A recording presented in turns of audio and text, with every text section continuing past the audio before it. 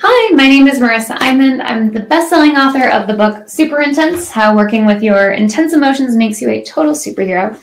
And today we're going to talk about just that, how to work with your intense emotions and why working with fear is actually extremely helpful.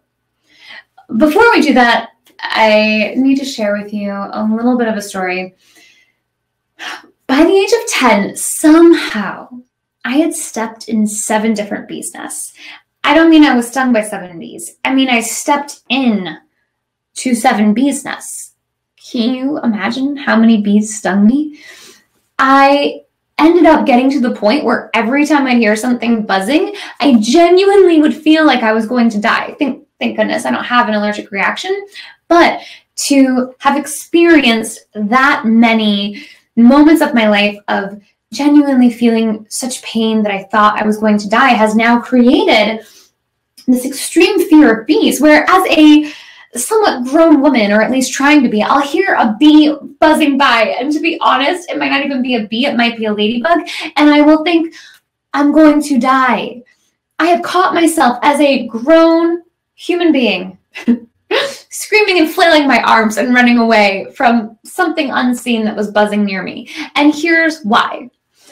For the good majority of my life, I let the belief that bees are going to kill me build up in my brain. And our brains are obviously beautiful things, and they have all of these different pathways in them, and the thoughts that we think over and over become super clear, easy to walk on paths.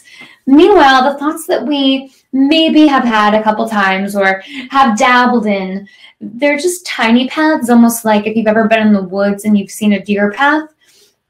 It's like you think it's a path, but it's hardly been walked on. And meanwhile, I had been running around screaming, terrified of bees for about 2 decades. And so the pathway in my brain that said bees are dangerous just kept getting wider and wider. It's so well trodden that it is now very deeply ingrained inside of me.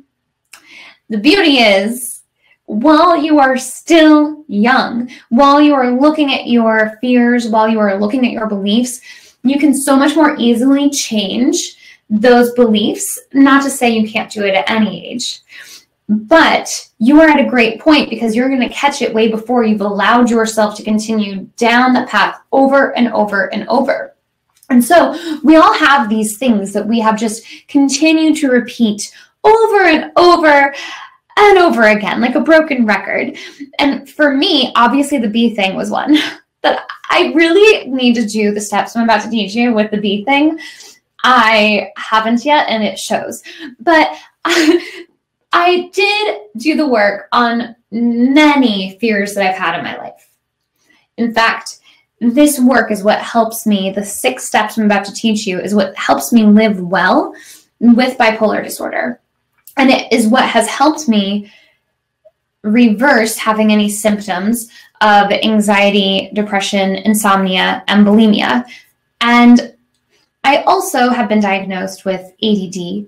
And I feel as though through this and through meditation, I've been able to increase my capacity to focus. So this work actually is extremely powerful. And it really takes just honoring your emotions, honoring your thoughts, your beliefs, whatever comes up for you. So for me, the broken record player kept saying, you're not good enough. You're not worthy. And the more that I had that thought, the wider and clearer that path in my brain became. If only I had known what I'm about to share with you, I could have so easily let that path kind of close up while I found a new one. Before we get into how to create those new paths using 6 easy steps, I want to share a story. When bad isn't bad. Sounds like thunder. So there was this story my parents used to tell me as a kid. I did not understand. I don't know why. I wish I had gotten it sooner, because now I find it so helpful, and hopefully I'll tell it to you in a way that doesn't make you so bored that you just don't pay attention to it. Maybe that's what I was doing. Essentially, the idea was that there was this farmer, I don't know, maybe it was like medieval times or something, and his son was out working in the fields and he injured his leg. And all the villagers came out to this farmer's house and were like, "Oh, we're so sorry. How bad that your son broke his leg. What bad luck you have." Basically, everyone's just throwing their pity in his face. And his response was, "Good luck, bad luck. Who's to say?" The story went on. So my parents had all these different things that the farmer goes through. But in this situation with the boy injuring his leg, a few months later, a war breaks out. All of the teenagers or all of the young men that are in the village are drafted into the war. They have to go fight. Meanwhile, the farmer's son, he's off the hook. He can't go fight because his leg is injured. So now all the villagers are saying to the farmer, "What good luck you have." And again, the farmer says, "Good luck, bad luck, who's to say?" So all my life, I'm actually really fortunate that my parents had always said to me, "Good, bad, who's to say?" Because even though I didn't quite get it on the level that I feel I do now, I definitely know that that pathway in my brain is clear and wide. Because when I look at situations that might seem bad, or when I look at feelings that might feel bad, I can have the perspective to step back and say, well, we don't actually know that. We don't actually know that this is bad. We don't know if it's good. So let's just release the judgment of it. And this is so important because if you're anything like me, or many, many other people in the world, you may have picked up this message that feeling any emotion below neutral is bad. Let me show you what I mean by emotions below neutral. So when you look at this chart, you have at the very top absolute pure joy.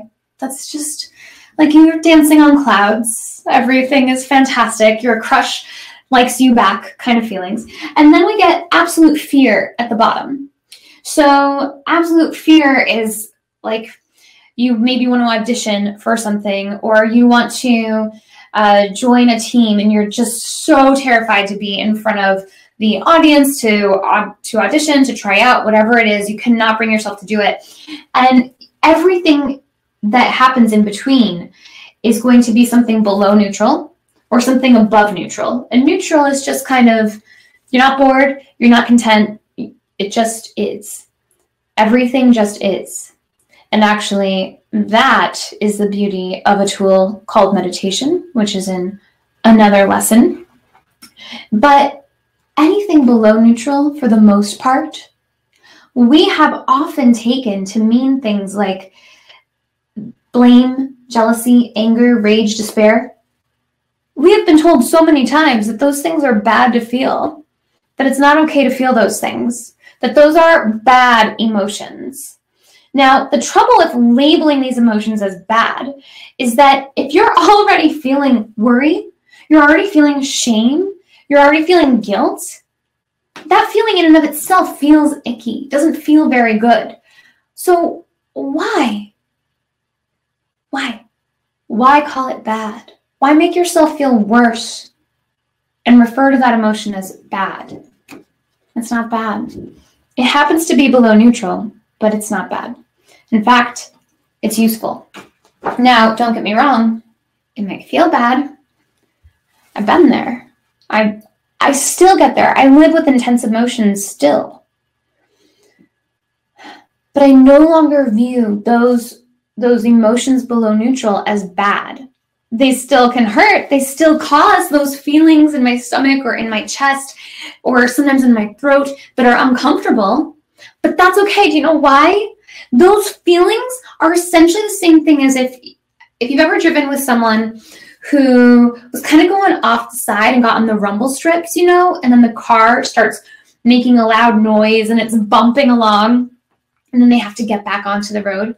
Your feelings, those icky, uncomfortable feelings, are the rumble strips of life, reminding you that you have veered off of the path of doing the things you desire, off of the path of feeling like you are being led by your desires, by what you most want to do.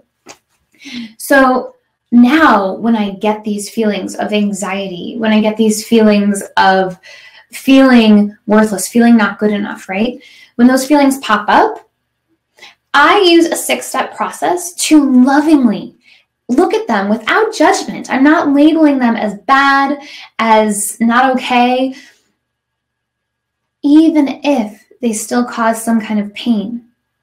I am giving myself permission to say that that's okay, because let me tell you, for so much of my life, I ran around with a smile on my face, acting like everything was okay, when meanwhile, in the background, all of these thoughts, fears, feelings were just bubbling up, and I was trying so hard to outrun them. Meanwhile, all of those fears, all of those painful thoughts, all of those things I was trying to escape, they were just wounded parts of me wishing I would turn around and give them a hug, wishing I would give them love. And it's no different for you. Any emotion that you're referring to as quote unquote bad, that you're trying to run away from, get over. When we instead just honor it and love it and listen to it, we can learn from it and be free from it. Very similarly to how small children, or me, can become afraid of the dark. Yes, it still happens to me. And when a small child is saying, I'm afraid of the dark, they're asking an adult to come in, or they're asking their big sibling to come in to their room and to help them because they're scared. The reaction is typically of a loving adult or a loving big sibling who comes in is to be one of compassion, one of patience, one of understanding. Instead of just saying, oh, just ignore it, get over it, there's nothing wrong with it, just go to sleep. We don't do that. We don't do that to a small child. We hold their hand, we turn on the light, and we say, look, you're safe. You're okay. There's nothing there. Meanwhile, with our own fears, we tell ourselves to ignore them, act like they're not there, get over it. We got to treat ourselves the same way we treat a small, scared child who's afraid of the dark at night. Or a not so small, scared adult who is. And when we do that, when we can take that voice that's happening inside of us, that fear-based voice, and hold it by the hand and say, I'm going to listen to you. We have a chance to transform it into a new belief, into a new pathway that you can then grow and cultivate.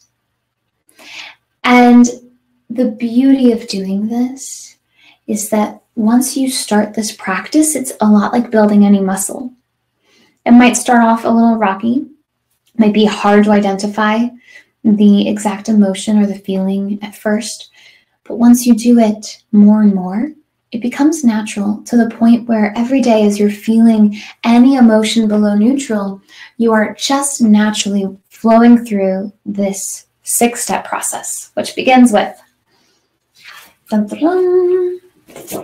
Step 1, say hi. Instead of ignoring that fear, say hi to it. Whatever that emotion is, you might not even know. You might just be like, okay, I got tightness in my chest. Hey there, what's up?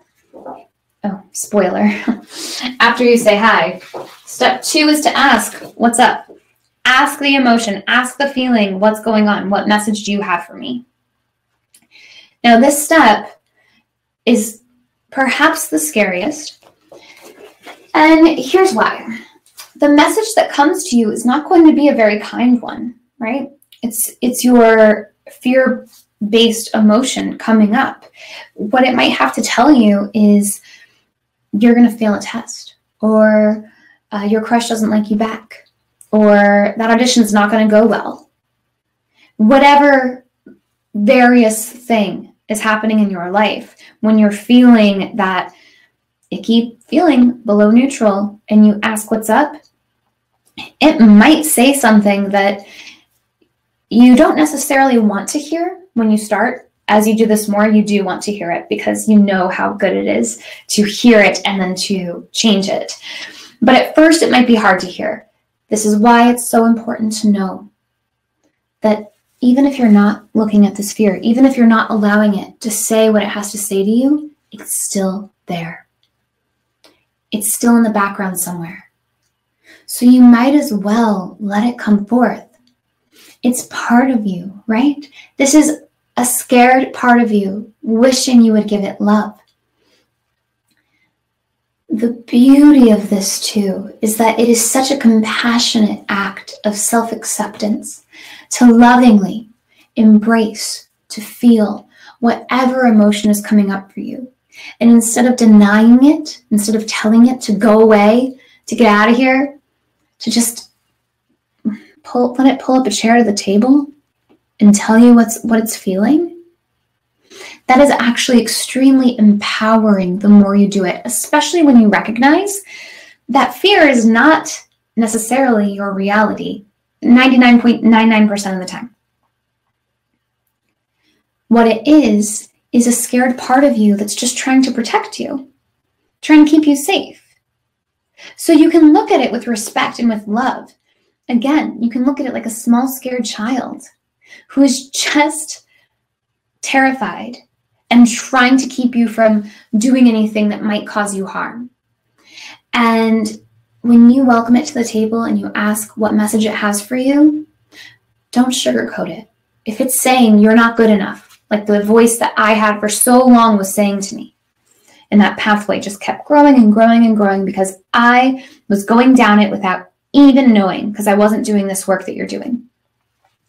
When you let it say the message that it has, write it out, and then for step 3, this is where it gets fun. Find the opposite. So whatever that statement is, for example, let's say the voice says, you're not good enough. Well, the opposite of that would be, you're the best. You're more than good enough. You are naturally worthy. So whatever the opposite is of that statement that fear gave you, just write out the opposite. Notice how it feels inside of you too when you write the opposite. Pay attention to what's happening in your body as you're writing it down. And then, step 4, give thanks. Actually, when you thank your fear, you instantly feel so much less attachment to it. When you can feel genuine gratitude, not be like, thanks, negative emotion, like, don't do that. Don't fake it. Find a reason to be grateful, even if that reason is that you're giving time to yourself to honor your emotions, right? Because that fear came up and it forced you to look at it. That time to yourself is worthy of being thankful, let alone the fact that this fear, just like rumble strips, is reminding you to get back on track with your desires. This fear is showing up to serve as a teacher to you on what is most important to you in your life, because guess what? You wouldn't have the fear if you didn't care about the opposite, right? No one has fears about things that don't matter to them. Like, I'm not afraid someone's going to force me to eat dog food tomorrow because I have like 0 thoughts about that. There's absolutely nothing in my mind thinking about that. But meanwhile, the fear about, let's say, never succeeding or finding my path in life, that was a really common one for a long time. That kept coming up because I have a strong desire to feel like I am on the right path for me. So our fears come up because they are signaling to us our strongest desires. This is why fears are absolutely amazing, and they are for passionate people. They are for people like you and me who feel things strongly And that is a gift. I've always been told that I'm too sensitive. It is a gift to be sensitive. It is a gift to feel things strongly. Because as long as you listen to it and you use your sensitivities, your intensity for good, and you work with it and you honor it, it serves you so immensely, which leads to the second to last step. Simply become willing to change the belief.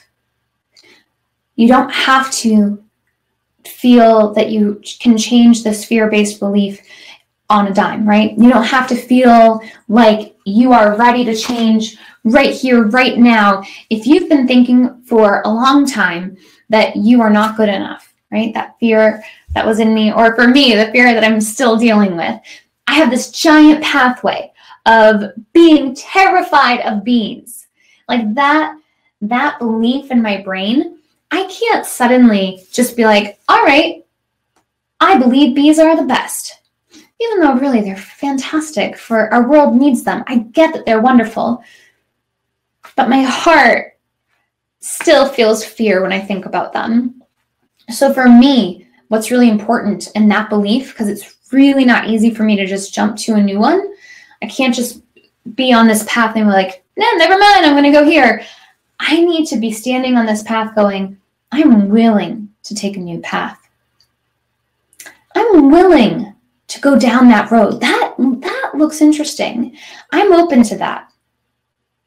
And notice what happens inside of you when you just say out loud or in your mind or write it down, I am willing to see this differently. Thank you, fear.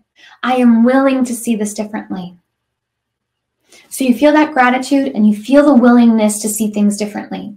And then regardless of whether or not you actually are able to see it differently, you're still going to come up with a new belief. Because eventually you will be walking down the pathway of your new belief. So that's the final step, is to create a new belief. So you will write it down exactly based on the opposite of the fear. So for example, if the fear keeps coming up that bees are out to get me and they're going to attack me at any second, and anytime I go outside, I'm going to be stung. That's a long-winded belief. But say that belief is coming up, let's just say for argument's sake. Then the opposite of that belief, a new one, would be, I believe that I live in harmony with nature and I'm safe.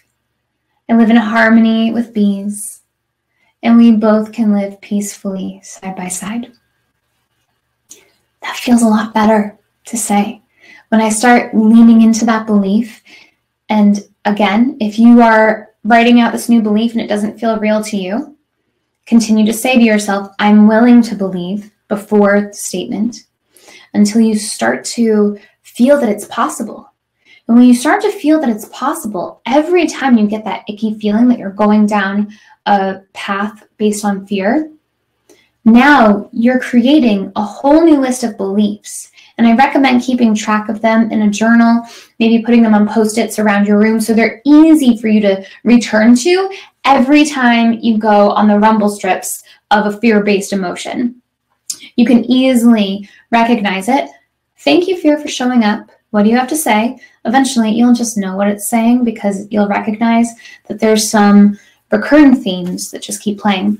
And then you'll be able to say, okay, thank you for showing up, for reminding me that it is so important to me to feel as though, back to the bees, to feel as though I live in harmony with bees. It's easy and safe for me to go outside safely. So every time it comes up, you return to this new belief. And the more you return to the new belief, the less often that old belief pops up. Especially for ones that aren't that strong.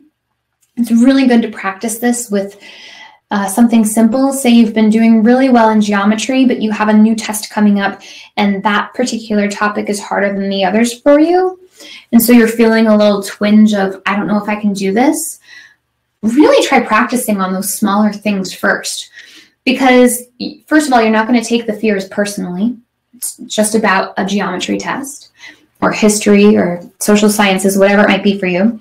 And you'll start to practice it and get the hang of it so that you feel even more accomplished choosing new topics in the future. But if it were not for these 6 steps, I would be likely still living a life of feeling daily anxiety, depression. I probably would still deal with insomnia. I would likely still struggle with my eating habits. These steps help me gain clarity in so many aspects of my life. And instead of feeling like I'm at the mercy of my intense emotions, I instead feel like they are powerful and useful because they are. And anytime you ever beat yourself up for feeling an emotion below neutral, remind yourself that it's not bad. It's useful. And with compassion and love in your heart, turn to these 6 steps. And pretty soon, those new beliefs will be your reality. Thank you so much for watching. I so hope this served.